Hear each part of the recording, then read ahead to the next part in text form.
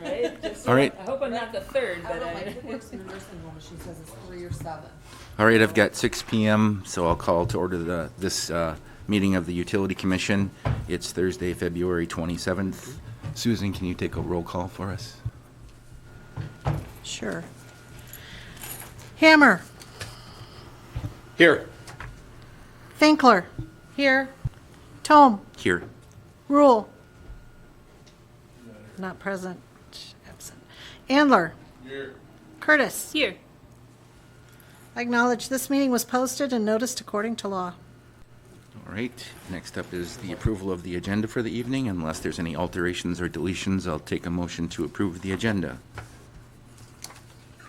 So move. Second. Got a motion and a second to approve the agenda. Any discussion on the motion? If none, all in favor, please say aye. Aye. The agenda is approved. Move on to public comment. Was there anyone present this evening that wanted to make public comment? Jack? No? All right, then we'll move on to the consent agenda, which we have the approval of the meeting minutes from January 23rd, the electrical outage report, and then the February approval of the utility department cash disbursements report and the accounts payable report. Are there any questions on anything on the consent agenda? Go ahead, Sandy. I just, on the end part of the minutes, there's a second report section that I don't think should be there.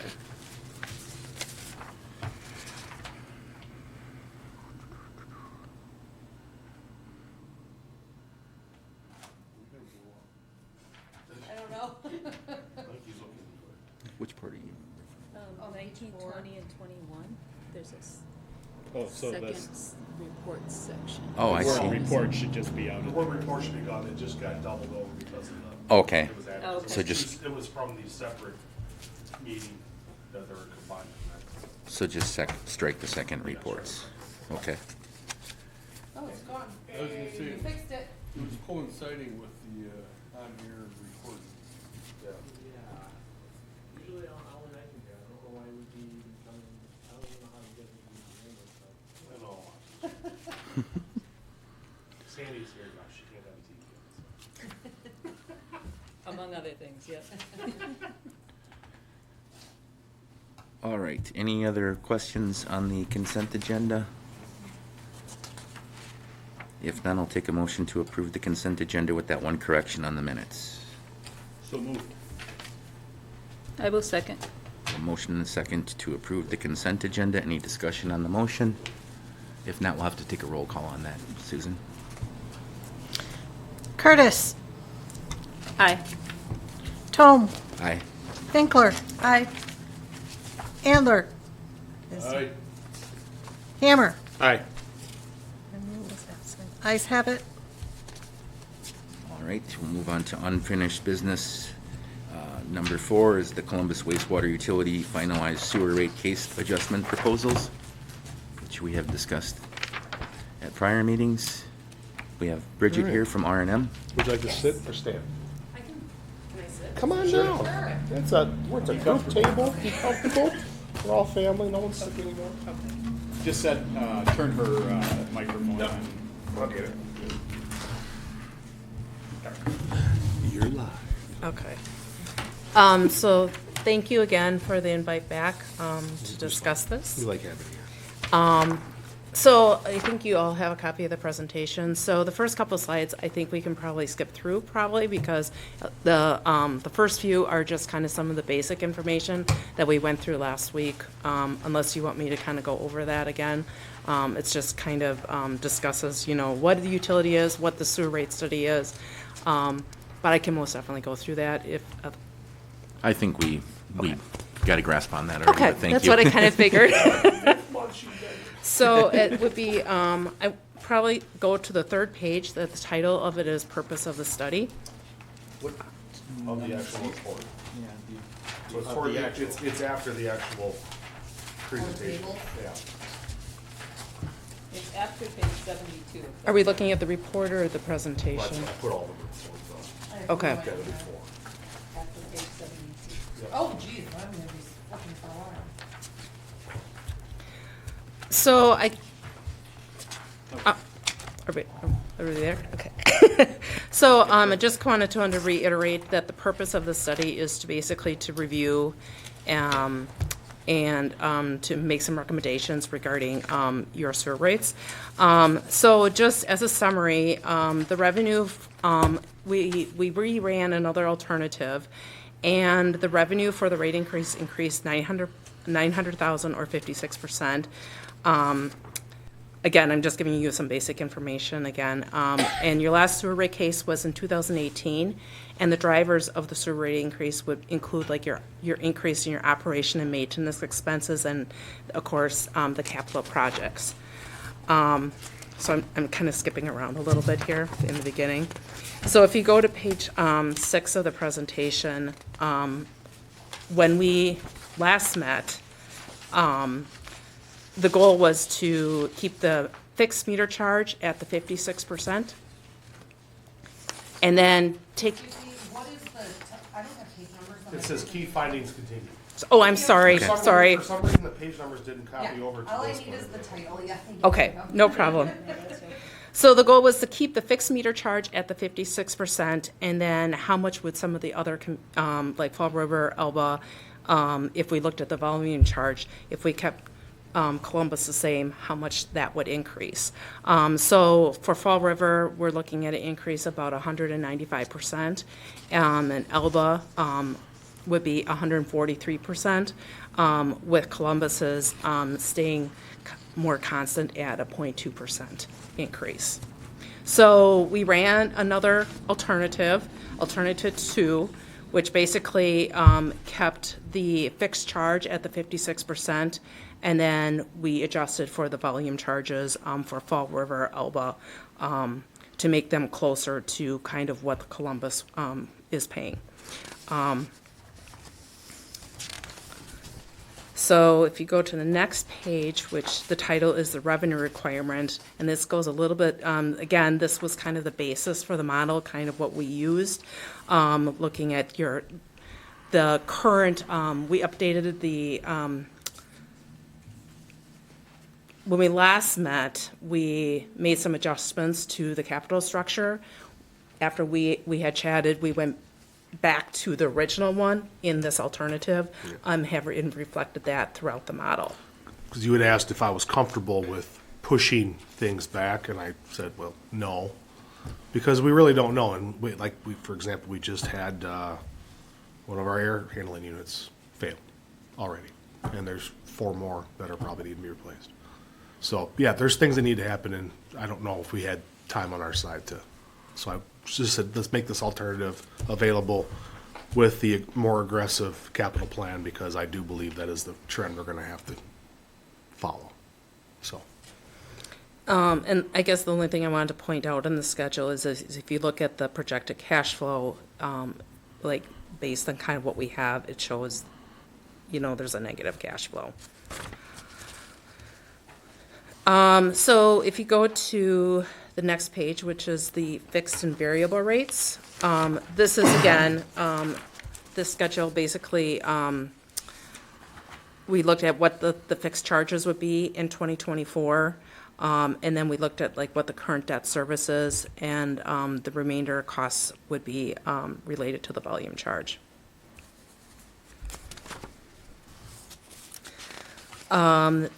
The next page is the fixed meter charge, and this again applies that, again, this same concept, the 56%, you'll see that being applied kind of across the board for the meter charges. So here we get into the volume charges. So for, we're looking at the Fall River volume charges. So based on this, you're looking at the proposed originally is the 5.9. So this again shows that 296% increase based on the projected revenue and the proposed rates. This page for some reason, the presentation didn't scale properly, so half of the table 4.1 got cut off. The actual table for that is on page 64. Sorry. No, you're fine.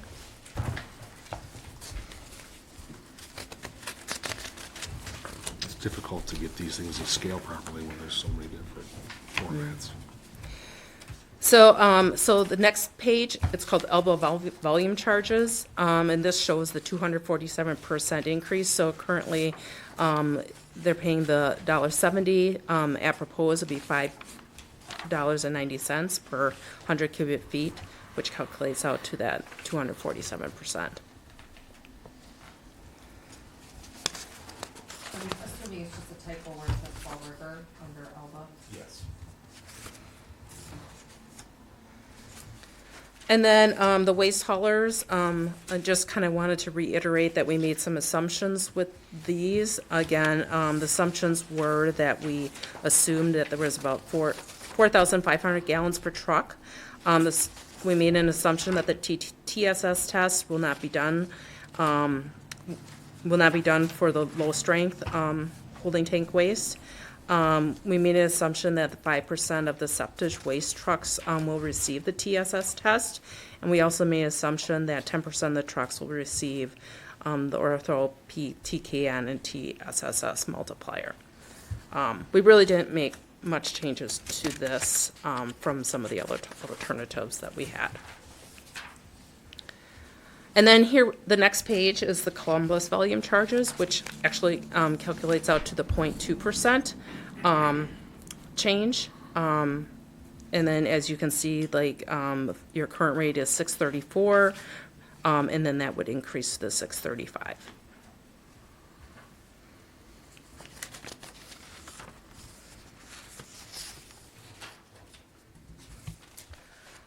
The next page is the customer bill analysis, and this again just kind of shows kind of pictorial, I guess, of kind of where the rates would fall for like an average residential, large residential. Page 53 for reference. So you can kind of see how that compares.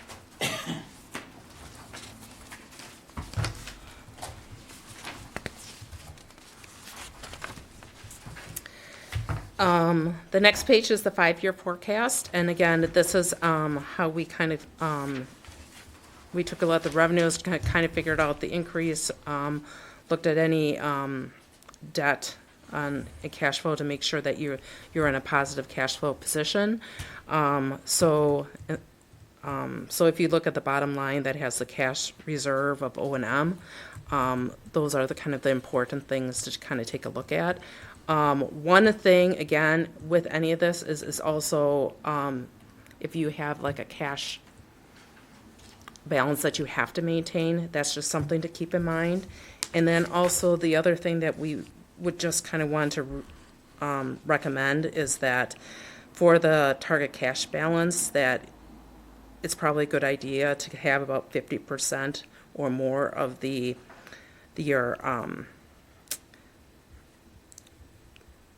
no more than 50% or more of your O&M expenses. I guess you don't want to kind of overextend yourself. That's the word I was looking for. Thank you. So I have that's a question quick. Is the cash reserve, does that come into play for like bonding and stuff like that? They're gonna look at those numbers? yeah. Okay. Yeah, it does. So, I mean, depending on what type of bonding and that you would be that you have, or if you're taking on additional debt, they all have different types of requirements of how much coverage you need. So that would be something to look at. So that's why you don't want to, usually most of them are like 1.25, or 1.25 times is kind of like a For standard. the set aside? Yeah, Okay. yeah. But does that number fall inside of the cash reserve or not? Or is that a separate number? That would be a separate, That's what I thought. Okay. yeah. So just wanted to add something. So since the last meeting, we sat down with Forrester Electric and WPPI and kind of discussed some things and how we depreciate in our asset depreciation with the electric utility and why it makes sense for us to bond and borrow and, make progressive payments and purchases for our services.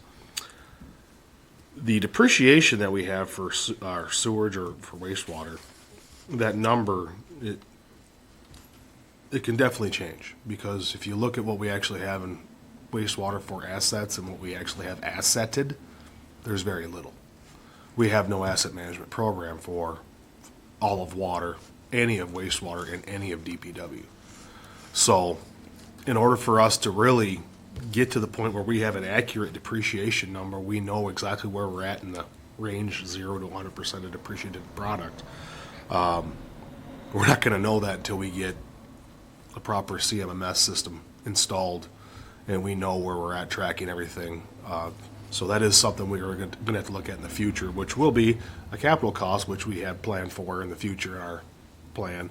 But when I put that plan in play for the capital improvement plan, I didn't realize how bad it was. I thought the electric utility was much further along, which is you want to be the sweet spot of about 40 to 30% of your depreciated value. We're actually currently at 50 and starting to tip past the 50% mark, which puts us in a position where now you have to play catch up. So we'd like to be able to get electric back in the positive range where we'd like to be comfortable, so we can really focus on what we're going to find with water and wastewater, because it's going to be a surprise, I think, how much has been depreciated past its useful lifespan. Just wanted to add that in there so you guys know that even though these numbers are here, once that study's done and we actually know where we're at, we're going to have to do this again and it'll probably change dramatically. The way it looks will change dramatically for sure. No, and I was just gonna say, I mean, in looking at this chart too, is as you can see, like in 2024, well, you know, beginning in 2025 would be when you can start seeing a positive cash flow.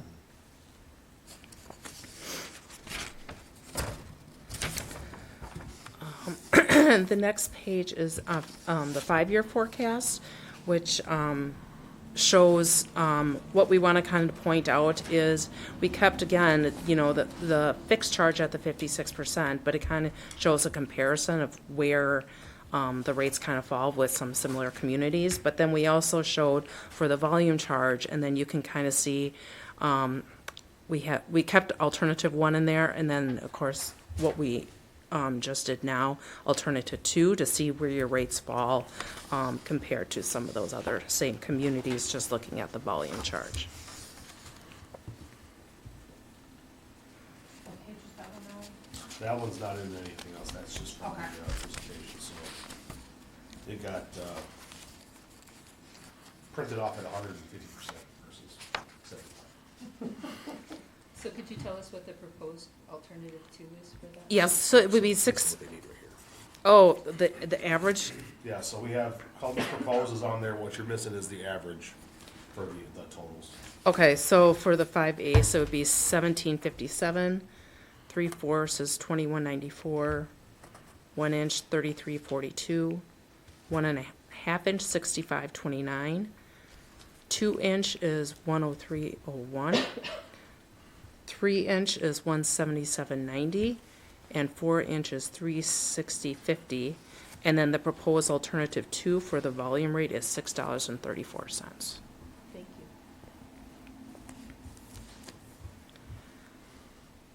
So, I guess, from our analysis, that I guess we would, recommend, I mean, depending on kind of what, you know, what we kind of discussed the last time with keeping it at the 50% and the volume charges, we thought that alternative 2 was probably the best of the scenarios. If the goal is to, for Alba and Fall River to contribute more to the system. I had one question on this page in the packet. Page 11. It said, alternative 6. Columbus fixed rate is 28%, which is half of the 56%. And this would cover roughly 80% of our projected debt service. So if we went in the middle at 42, that's still gotta be over 100%.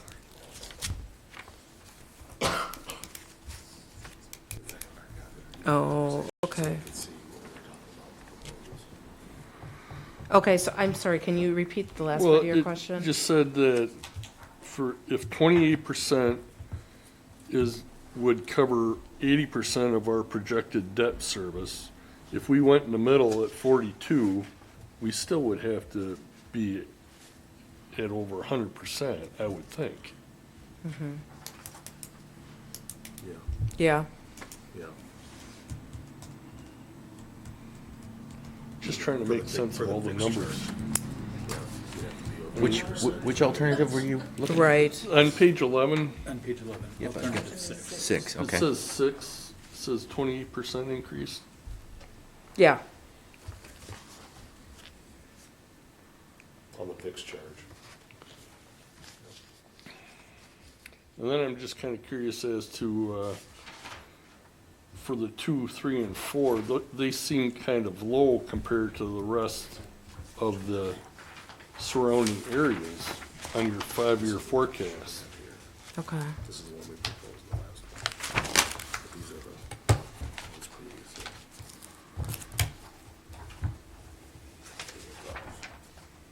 You're on the same page, 11. Well, no, I went back to the last page we were on. Oh, the last page, so that's back to her now.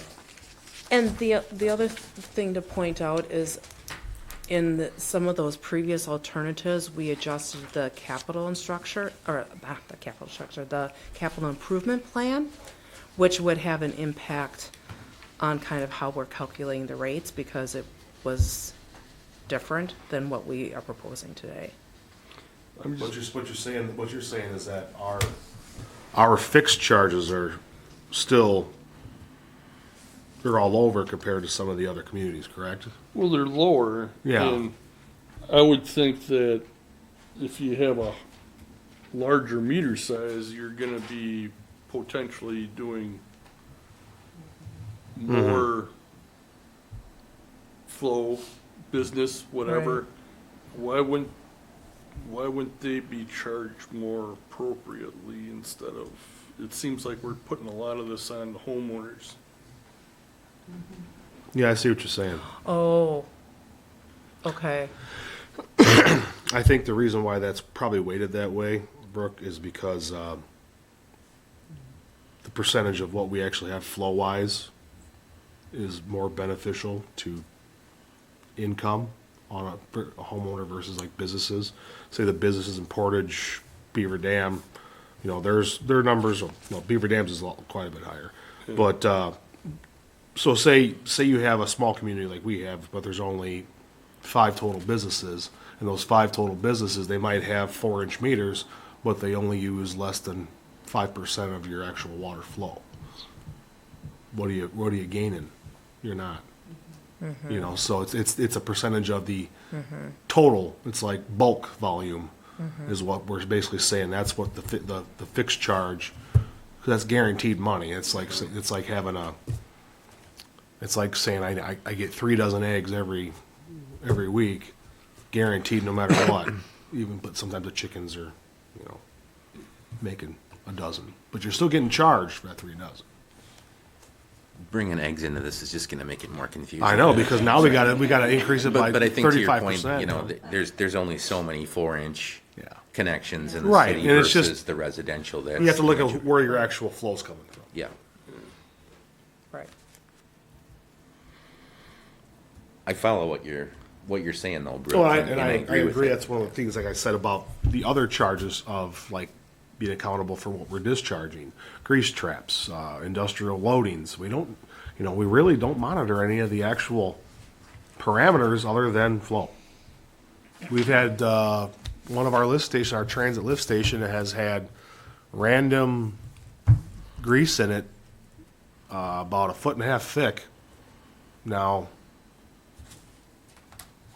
3 weekends out of the past 8, it always seems to happen on a Saturday morning. And there's not many places where it can come from. But they're flushing it well enough that we can't see anything residual in the upstream or down, or any of the 90s or junctions into that lift station, but the lift station looks like oil.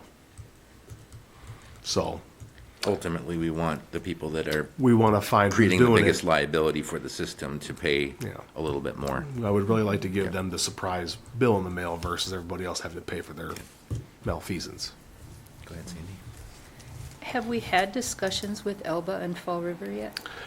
I had scheduled to talk to Elba, then I got sick.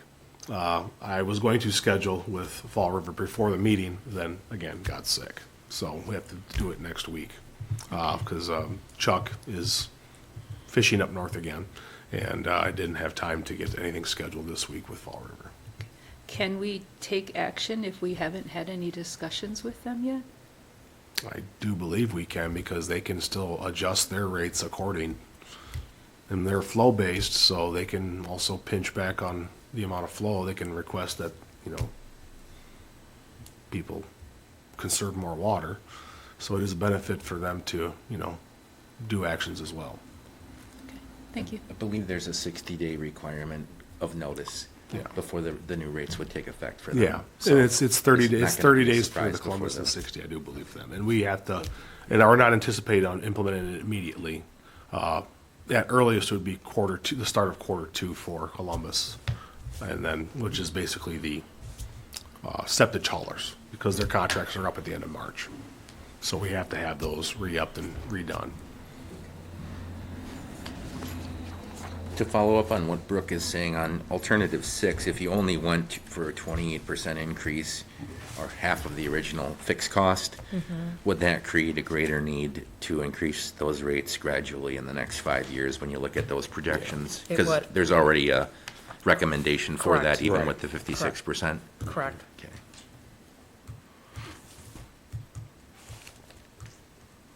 My other thought too is that, we've been discussing this for this whole year, for a couple of months, and so we're kind of working backwards already to make sure that we have our debt payments covered by the end of the year. We are actually And we have a 60-day notice if we take any action too, so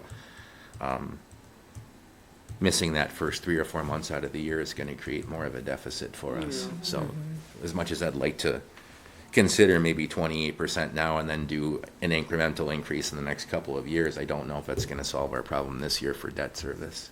Well, that's why I was thinking if we could at least get the, if we went in the middle and it'd be at least 100%, if not more. He was mentioning instead of, 28%, Like to 40. go 42. Yeah. Yeah. Oh. How Yeah. would that, how would that affect things in the 5-year Yeah. projection? Significant, not, I think you'd see significant change up front in the first year and a half, and then it would Yeah. eventually even out with the next adjustment. But the problem is even if it's 40% proposed for the first year, divide that into a quarter, in 3 quarters, that's essentially what you're at, so you're 30%. Right. 28%. Right. Right.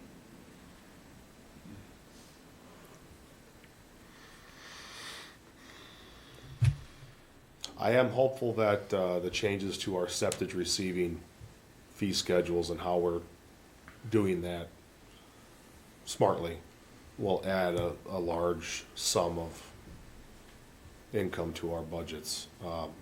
It seems that more and more communities are getting tighter with who will take what, and we are fighting the battle of, well, we can only take so much, but if we had a different process, we could basically just say, give us everything you have, and we would be able to make a benefit of, which is that large presentation I presented you with. But that's all in the future, which is all part of the capital plan to put us in a better position moving forwards, where the bacteria that we have in the plant and the plant itself isn't hitting the brunt of what we need for actual income and sustainability for our business, but also for our environmental needs. We just have to start the process now to even get us even to the table to even have those discussions. Because right now, it's all just theory and hope. I don't want to let good get in the way of perfect, I guess. I'm glad that we've gotten this far, but my major concern with all of this was that discovering that other communities were paying less than we were as residents, so I'm glad to see that we're moving in that direction, but I wonder if it would make sense, if we're gonna change the volume charge, to apply it evenly to Elba, Fall River, and Columbus. If we're gonna take that 56% hit up front, only because I think it would minimize the increases we'd have to make in the coming years, because we'd have some additional revenue, maybe not that much, maybe a few percentage points, but I just think that that's fair. Right. And also, we don't have the right to tell Elba or Fall River what their connection fee is going to be. They may not charge any connection fee, which Right. means they would be paying less than everybody in Columbus. So I feel like having the same volume charge is fair. Do you have an estimate of or thought of what you feel that number should be? I think bringing them up to where we are, I think the recommendation was 2%, so we're at 635. I mean, if everybody just paid. Everybody it- at 635 across It's the a board? bigger increase for them, I get it, but like I said, if they need to make it up on their end, they could implement a connection fee themselves, or increase that, but that's not our business, I guess. I Right. just feel like we're still paying more as a Columbus resident versus one of our wholesale customers. You know, it's a little bit more revenue still, and maybe that would minimize future increases. So I guess for this, we would agree upon the base flow rates that we have for Columbus, the 56%, the increase to essentially alternate 2, with the fix, or the flow charge being standardized across all 3 entities and that would be what we'd be basically voting on today. I feel like it's fair. I don't think there's a lot of argument from our customers to say, you know, hey, look at how much you're increasing our rates. I get it, but we're kind of working backwards right now, you know? And if you do look at fairness, you know, the fixed charge versus the flow charge, I mean, the flow charges they have all the control in the world to do what you want with flow charges, but we still have the fixed cost and expenses and capital up front with O&M and, you know, everything that happens to deal with. I mean, and plus, if there's a massive amount of I&I that comes in, well, your flow charges aren't getting charged because it didn't go through your flow meter. So, yeah, it's the intangibles that we have to pay for with that fixed charge should be made up evenly across the board with the flow charges, yes. And businesses should pay their fair share with, you know, their demand and their charges, and let's be honest, you know, they require larger mains, larger hubs. You know, we're putting in a 12-inch through Brookside back towards the hospital. If that wasn't going to be expanding, do you think we'd be building a 12-inch main back through there? I mean, it's all for the rate of progress in business. You know, we have to do that. So, yeah, it makes sense to start taking away from all of us and putting those on those that are going to cause a strain. And well, I think, you know, you've talked about implementing more policies just so we can kind of find up. out the biggest liability in our Correct. city. We have control over that, but the flow from Fall River, we have no control over. It's an Correct. aggregate of industrial, residential, everything, and then they're all paying the same flow Correct. rate. And we don't know what their fixed charge is or whether they have one. So I feel like at least having the same flow charge for everybody creates a little bit more revenue for us, and it's more fair. I do believe so, too. I'll buy it for $1. All right. You don't even need to pay me $1. 635. I'll take it for free. Does anyone No, disagree I with think, that? no, I think you're absolutely right. Yeah. It'd actually be, I know Michelle lives out there, it'd be nice to get a copy of their water bill and to see what their charges I believe actually are. from what their website says that they haven't had an increase since 2011. But do they have a fixed charge? It just said that the rate is the same. No, I was just wondering if they I have a didn't fixed see charge that. that would. I didn't don't see think that so. much detail. All I saw was the last time this was updated was said 7 of 2011. I was like, oh my god. I was just wondering if they had a fixed charge that they would put into a pot for, you know, Oh. Yeah. for the line that comes here, because that's their line. They are liable for that line. You'd think So- they would do something like that, or they had it when the initial transition of the contract took place when they closed the lagoon. I'll talk to Michelle, just see if she can get us a There might copy be of her something. bill, because that would be interesting to see that. And that's something I can bring up in our conversation too, as well as how that all Yeah, yeah. plays out. Yeah. Also, speaking to Elba, they are in the process of looking through and redoing their ordinances with their sanitary district lawyer. They are also gonna be looking at, possibly sitting down with, Rupert Milkie and, our city attorney at looking at the very outdated, ELBA agreement. Which looks like it was written on papyrus, honestly.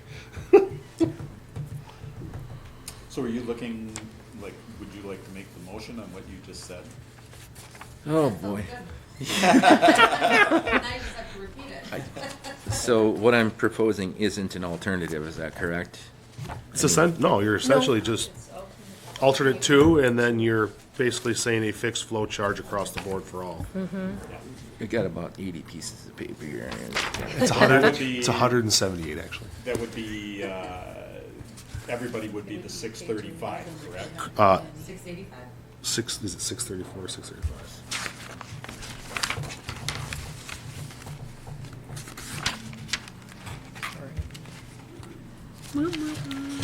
Wait, I'm on the wrong page here.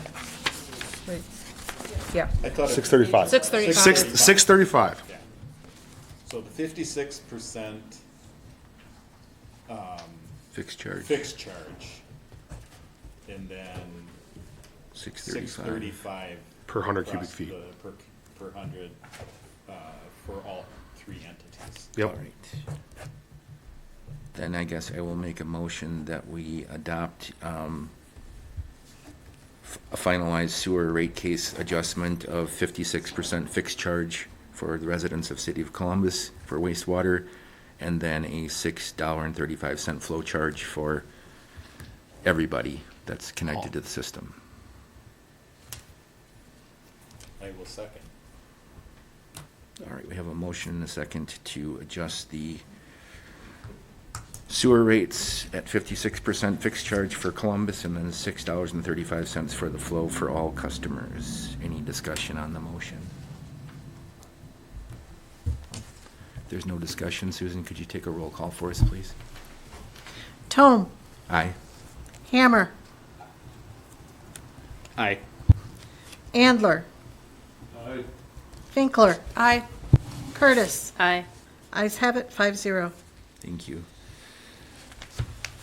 Thank you, Bridget, for supplying all this information and for being flexible with Oh, our abs- creativity and all of our Absolutely. questions. But we Absolutely. finally got it done, so Okay. that's what I know matters. she's into fitness, but I didn't know she was a flexibility expert. Thank you very much.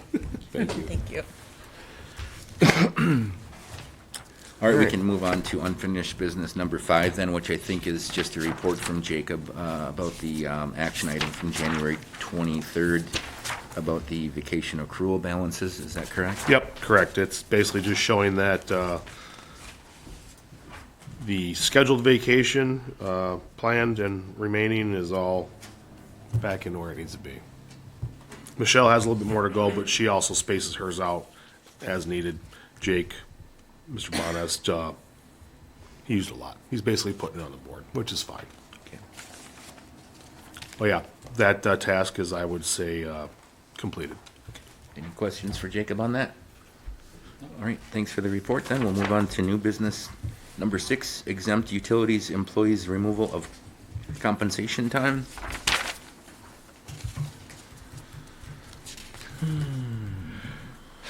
Yes, this is proposed by city to remove, obviously, time and a half for compensation time for salaried exempt employees, myself and Michelle for the utility, and to make it flex time, which is a 1-to-1 hour ratio after 40 hours. Would bring us even with what the city's handbook is going to be and is at moving forwards. Also that in termination or end of employment, at also the end of the year, if you do not use your flex time, you will lose it. There is no payout.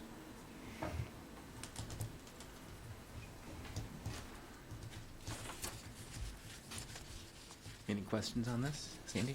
So if they have a flex time balance, there's been a lot of carryover for Michelle. If part of that was a flex time balance, she would lose that? Yes, if that would, you're only allowed to hold 40 hours total of flex time. And if that 40 hours does not get used by the end of the term, it is lost. Okay, so she could use that in lieu of vacation time? Correct. Okay, thank Or you. any personal time or anything, yes. Okay, thank you. Yep. Any further questions on that one? Take a motion to approve. I think we need to take action on that, I'm assuming. Yep. I will move to approve the, where am I?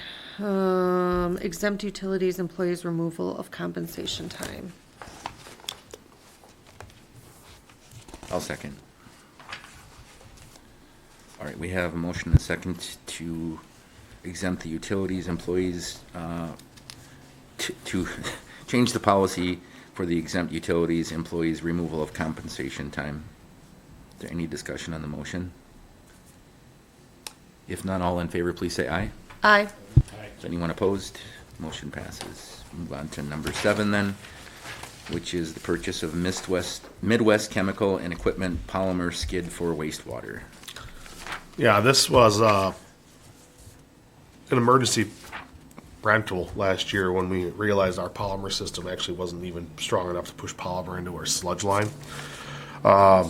So we were able to find this skid, which is basically a pump set up to actually mix or make down polymer with water to the proper concentration to add to sludge for dewatering. We've been renting it for $350 a month. I spoke to the vendors at the conference 2 weeks ago, and he says, we probably should look at maybe purchasing that instead of, renting it since you're under $10,000. It is going to be a backup once the new system is completely put in service because it can be adapted to the new volute press in the future. So it would be something we could easily lay up with mineral oil to make sure there's no breakdown of the actual internals and have it as a backup as an emergency, and it would be an easy plug and play. If we were to buy it now, February, so it would be March, so it would be a little bit less than the $9,813. That's if we were to purchase it in February. But we'd be purchasing it in March, so it'll be down a little bit. I also asked him to say, well, what would it be if we rented it for the rest of the year and purchased it in December just to see? The price would be $8,763. So our savings in that is only $1,050, but we're going to be paying $3,500 extra in rent. So it makes sense to buy it. And from what I have seen of what polymer skids cost, that's actually a very good price. And they've been an excellent vendor for us, very responsive and helpful. So the actual cost, if you have 9813, but it would actually be somewhat less than that. It'll be somewhat less after our next bill gets sent out for rent, and it's just the timing of the month is the way it is. And this would be paid out of, It'd be paid out of our plant O&M budget. okay. So it'd be one of our miscellaneous pumps that we shook the magic 8 ball and said it's probably going to fail.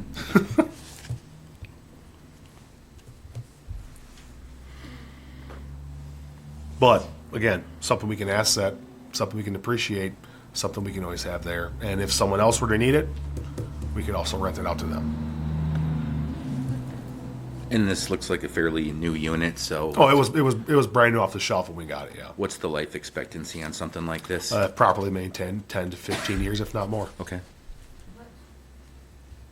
Yeah, seals, O-rings, general wear parts are what goes, but the actual pump itself and the skid itself is pretty simplistic as long as you have clean water flow and you lay it up properly and change out the wear items and seals. It can last 30 years maybe, till technology no longer deems it necessary. Vaporized.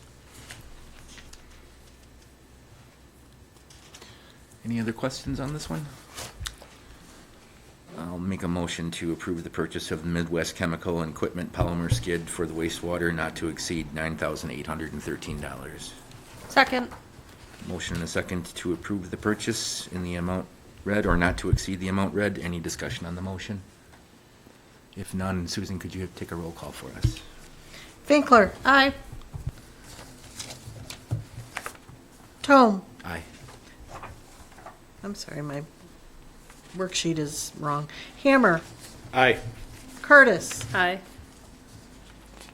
and I am missing, I'm sorry, Brooke. Handler. Thank you. Nobody puts Brooke in the corner. All right. Purchase has been How long you been approved. married, Brooke? Jeez. Hard, tough crowd here. Just gotta give him crap. I'll move on to number 8, approval of the final payment, closeout payment for the Central Park and Waterloo Lift Station capital projects.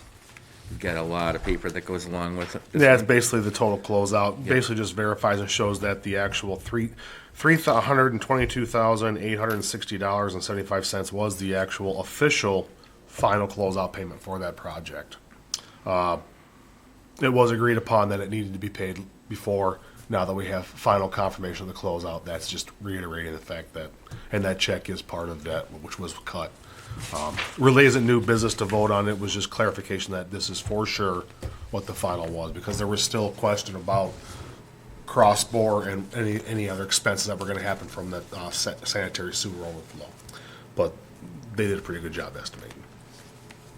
So this is all inclusive, no surprises? No surprises, Yep. just let's close it out and put that mess of a project behind us. Okay. Hopefully, we never have to do it again in our lifetime. Go ahead, Jeff. So moved to final payment of the $322,860.75 for the final closeout payment on the Waterloo Street and Meister Park lift stations. I will second. All right, we got a motion and a second to approve the final payment, closeout payment for the Meister Park and Waterloo Lift Station capital project in the amount of $322,860.75. Any discussion on the motion? If none, could you take a roll call for us, Susan? Curtis, Aye. Tinkler. Aye. Hammer, Aye. Andler. Tome. Aye. Ayes have it, 5-0. Thank you. Move on to reports then. You got your live lines here, and I don't know if anybody read the other packet, the presentation. That was actually a presentation that was given to us by the gentleman from Des Moines, Tim Rundy. Just basically shows that when they took their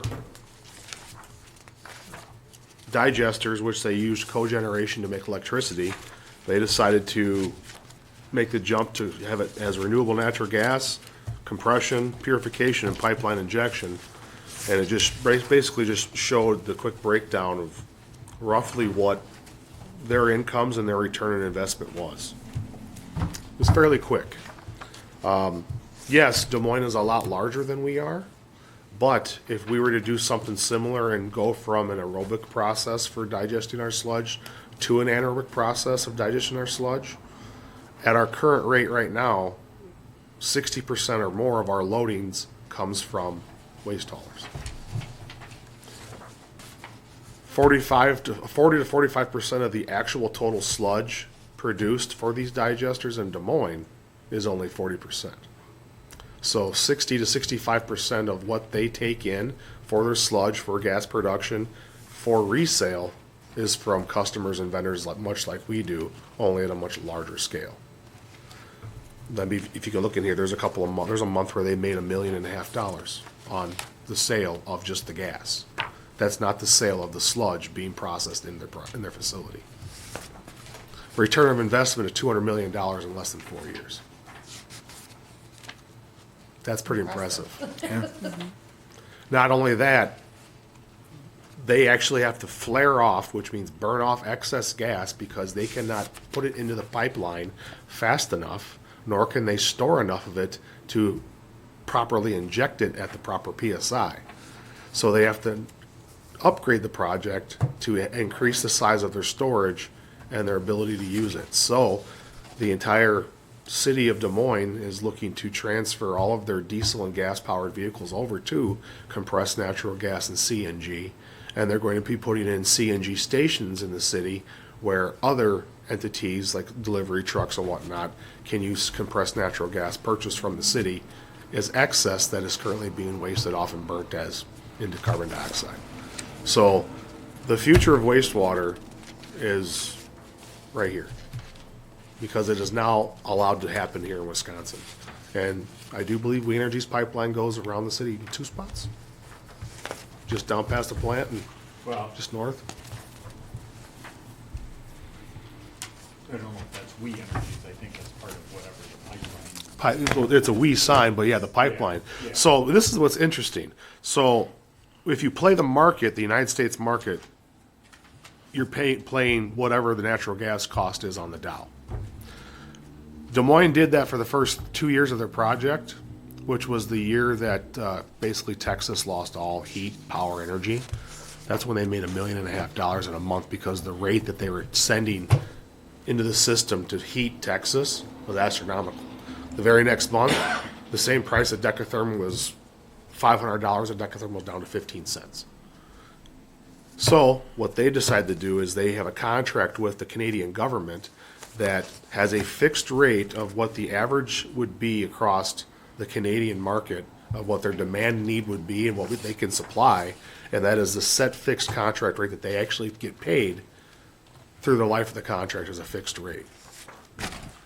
Even though it's made in America, piped into the American pipeline, it still is, it's just like electricity, it's surplused into the Canadian. So, and they said it was actually a fairly simple process now that someone has done that. The bureaucracy is a lot less to work through. So this steps into the future of how the state of Wisconsin and rural communities, rural states across the nation are going to have to deal with biosolids and waste resources. Waste is a resource. We can't landfill it. You can't incinerate it. Eventually, you're not going to be able to land apply it because of all the forever chemicals and the restrictions that we're going to have on everything. There are technologies that can eliminate that. There's a process called liquefaction, where it's basically melted into a sludge, which is essentially crude oil, which can be utilized, and it eliminates all the process.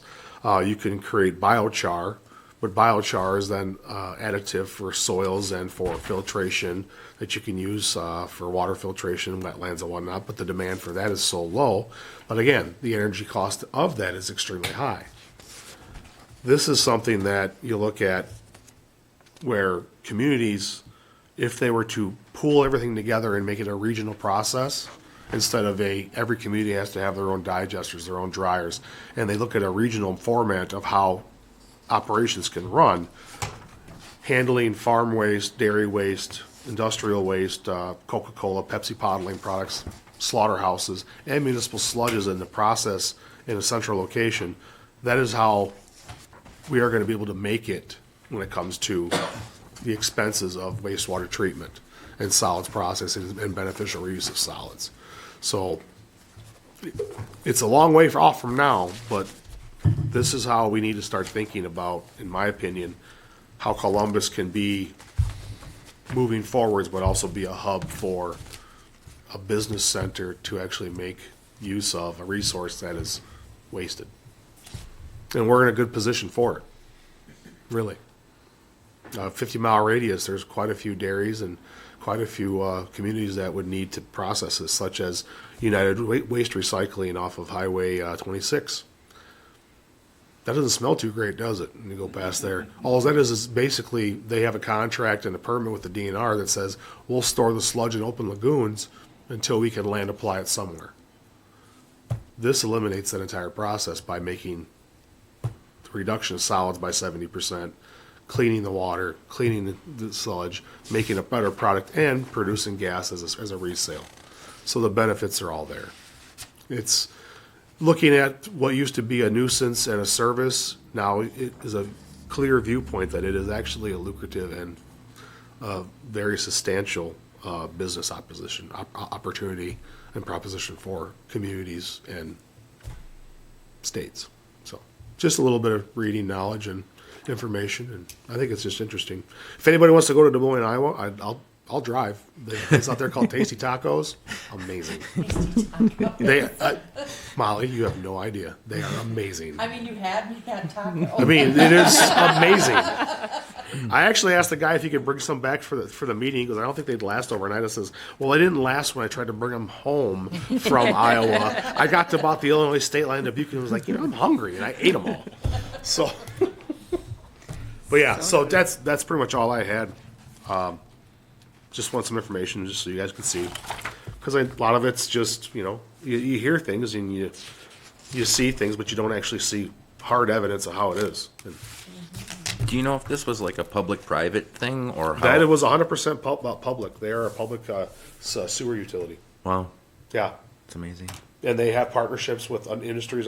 I was actually in Des Moines to try and help ADM meet the compliance requirements of their discharge limits to the sanitary district of Des Moines, which it never actually happened because that place is a mess. But now, instead of pumping the sludge and their waste, they actually truck it, and they're making money off it anyways. Yeah. So it's a win-win for them. Yeah. And they're very proud of it because if you've known any community that's tried to cogen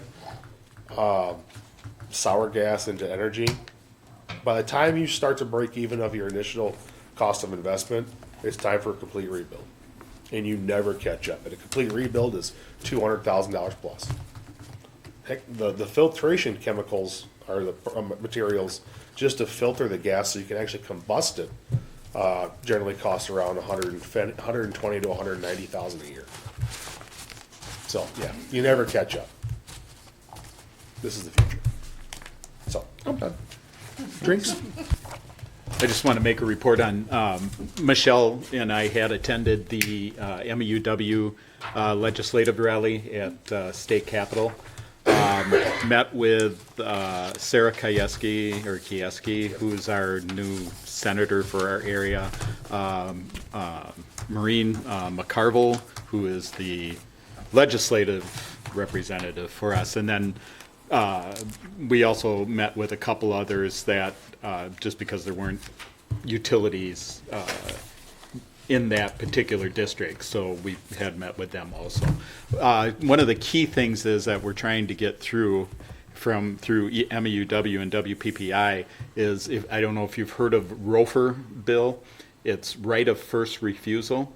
So what we're looking for is that the entities that own the transmission lines, ATC and Darrell Power, that they would have the right of first refusal for building or not wanting to build. Part of it is it keeps control within the state. It also keeps the PSC as the governing body, and it keeps the feds out, which and if that bill would not go through, you'll see an increase in electric utility rates. So it's a huge benefit for that bill to get passed. It passed legislature last time, and it got killed in the Senate. But it sounds like we've got some real good momentum to get that through. Key example I think of that is that the biggest worry would be if it went federal and federal went to deregulate. You look at what you have in California. The rates for electricity in California are astronomical. I mean, and I it can't still even is imagine going what would be out for public bidding. So it's still going through the process. It's just that it's controlled by the people that own the current transmission system. So. But it was a good day. It was a good day to meet with the different representatives and their staff, and a lot of them were freshmen, so they're getting overwhelmed with stuff. It was a very good day, So Good. Maureen McCarville actually used to work for MG&E, so she's fully aware of the whole electric industry and such. So that's a huge positive to have her there. So Good. Thanks. Molly, you want to do your thing? Move to adjourn. second.